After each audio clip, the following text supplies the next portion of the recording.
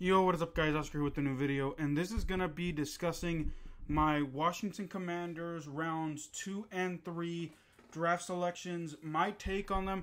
I do want to apologize. I know that the draft is basically over, and I waited a long time to discuss rounds 2 and 3. It's just that I have a lot of content to do today, and I wanted to do it all and potentially just record them all in one sitting. So due to rounds 2 and 3 happening last night, I basically had a live stream last night to discuss rounds 2, and then I did, I believe, parts of round 3, but not all of them. And then today, I have a Real Madrid video coming out, celebrating Real Madrid's championship. But that happened earlier in the morning, and then I had to watch rounds 4 through 7 other drafts. So please bear with me, because I have a lot of things to cover. There's going to be a lot of videos coming out today and tomorrow for your Washington content creators. So let's go ahead and let's get started. So rounds 2, I'm going to do rounds 2 and 3 in this video. Then I'll do round 4, and then I'll do round 5, the picks for round 5, and then I'll close it out with round 7. So that's how this is going to go. So round 2, last night, the Washington Commanders selected defensive tackle Phidarian Mathis from Alabama. And that was Washington's theme last night, by the way. They basically went Crimson Tide. They went with Alabama players last night. So let's talk a little bit about what Phidarian Mathis will give to this team.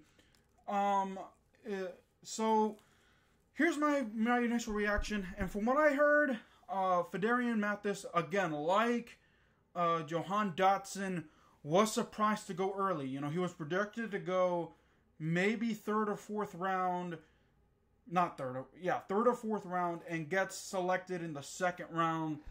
So, I don't know, Revera and this, coaching staff with head scratchers for the first 2 rounds. They got better in rounds 3 through 7, I guess, if you can call it that, but, I'll talk about that later. But, let's talk about Phidarian Mathis. Like I said, defensive tackle. He's going to sit behind, and Washington was looking to add depth to this roster, this defensive line roster, because a lot of things were gutted, letting go of Matt Ioannidis. They're not bringing back what's this dude's name? Daron Payne next year.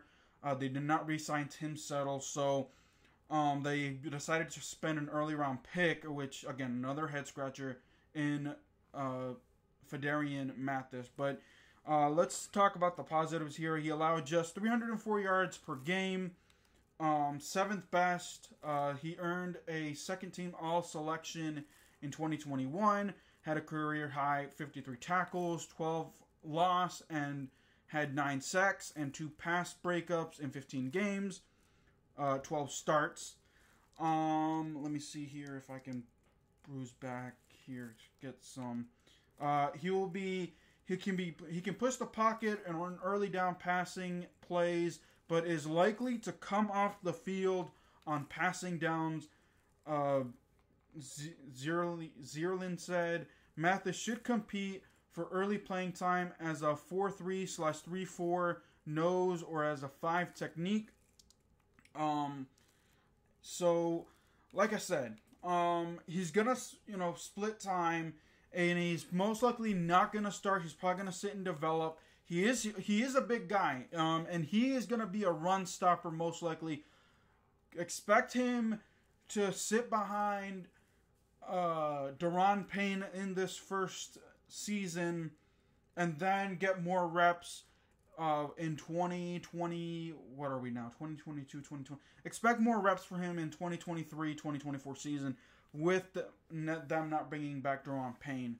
Again, I particularly didn't think that this should have happened just because there were some other players that Washington could have drafted, like Dean, which went all the way down to the third round last night. And they really could have drafted him, but I guess because he had injury problems, and also because apparently Phidarian Mathis did show some leadership skills, and that's what Ron Revera likes. He loves guys who are leaders, so it is what it is, I guess. But we'll have to wait and see. I give this, for the second round, I give this draft pick a D, just because they really could have gotten this guy later on and could have gotten a position of need in the second round, but they didn't do it. So I give this grade. A lot of guys are giving it a C. I gave the first round pick a C when other guys gave him a B. So I'm going to give this move a D. So next up, on the third round, Washington, on the comp pick that they got from the New Orleans Saints, I believe, got running back Brian Johnson Jr. from Alabama, number 98 overall. So a little bit about him. He's more of a fortified running back. Ran for 1,300 yards last season. Is 6'2", 225 pounds. Is more of a bruiser back, and this is something that we need. So he is expected to share carries with Antonio Gibson on those 3rd and 1, 4th and 1. And Aaron Faxon and I, my co-host from the Golden Truth, basically, has said I wouldn't take a running back because of Antonio Gibson, because of J.D. McKissic. Well, here's why I would, and I'm kind of glad that Washington did. Washington has struggled with running backs to get 3rd and 1. I remember Peyton Barber a few years ago had those three touchdowns in those Eagles games because they were able to convert those 3rd and 1 and 4th and 1 situations.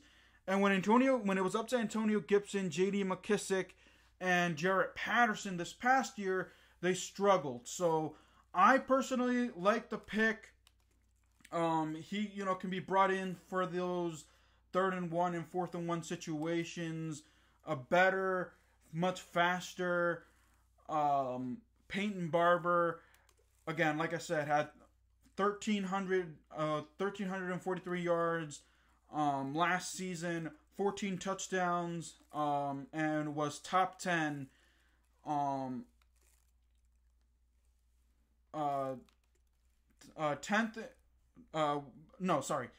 tied with 10 career rushing touchdowns with 29 and 11th all-time in total rushing yards with 2,704. And I don't know when that year was, but this is where the grading will get better for me.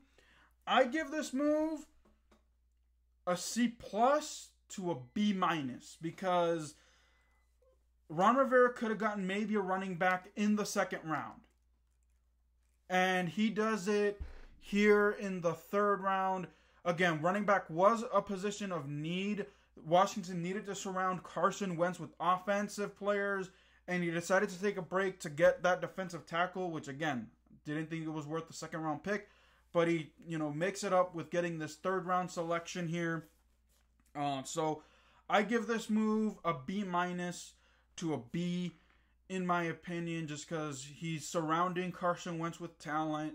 And again, I'll discuss more about how he's surrounded Carson Wentz with more talent in the later rounds. But alrighty, y'all, that'll do it for this video for the 2nd round and 3rd round respectively. Let me know what y'all thought of the 2nd round and 3rd rounds from Washington respectively last night in the comments below. If you're finding me for the first time, I'll greatly appreciate it if you hit that sub button. If you also give me a thumbs up, share this video with your friends and family, comment, because I like to know your thoughts. Until then, guys, keep it real. I'll see you guys next time. Peace.